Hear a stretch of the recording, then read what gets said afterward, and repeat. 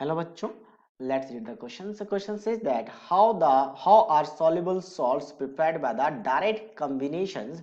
Give one example. Direct combination से आप किस तरीके से सॉल्युबल सॉल्ट को प्रिपेयर कर सकते हो। सॉल्युबल का मतलब क्या होता है? जो सॉल्युबल घुल जाए यानी आप डिसॉल्व हो जाए वाटर में तो उसे सॉल्युबल सॉल्ट कहते हैं। ठीक है, that is the first condition. Now direct combination से कैसे बनेगा? तो जनरली आप क्या करते हो, किसी भी मेटल के साथ, अगर मेटल के साथ एक नॉन मेटल को हीट कर दो, नॉन मेटल को, तो एक जनरल मेथड है।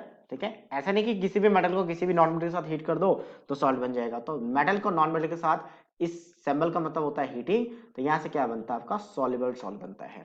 तो दो एग्जांपल की, एक एग्जांपल पूछा बेटा, यहाँ पे दो एग्जांपल की बात करेंगे। जैसे एल्युमिनियम, सो एल्युमिनियम को अगर हमने क्लोरीन के साथ हीट किया तो यहां से एल्युमिनियम क्लोराइड बनता है as a salt, AlCl3। Balance करने के लिए यहाँ पे 2 लिखेंगे तो 6 क्लोरीन हो गया, तो यहाँ पे 3 लिखेंगे तो 6 क्लोरीन, और 2 एल्युमिनियम है तो 2 लिखेंगे तो बैलेंस हो जाएगा।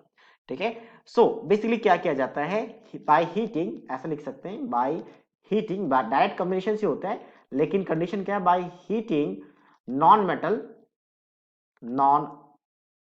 Metal over A surface of, surface में, किसके सरफेक्स में? Surface of metal, surface of metal. Hot metal लिखे तो ज्यादा बेटर रहेगा, हॉट मेटल, यानी कि आप साइमल्टेनियसली हीट करते हो, दोनों को एक साथ हीट करते हो, तो इसलिए मैंने इस फॉर्म में लिख दिया कि हॉट मेटल में आप क्या करते हो, उसमें हीटिंग करते हो, तो यहां से बनता है। एक और एग्जांपल, जैसे अगर मान लो Fe की बात करें तो सेम रिएक्शंस हो गए, इसलिए मैंने डायरेक्टली बैलेंस के फॉर्म में ही लिख रहा हूं।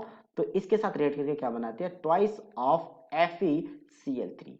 ये सॉल्ट्स बनते हैं बाय द डायरेक्ट कॉम्बिनेशन, जो कि सॉल्युबल होते हैं। So these are the final answer of this question. So I hope you understood it well. All the best.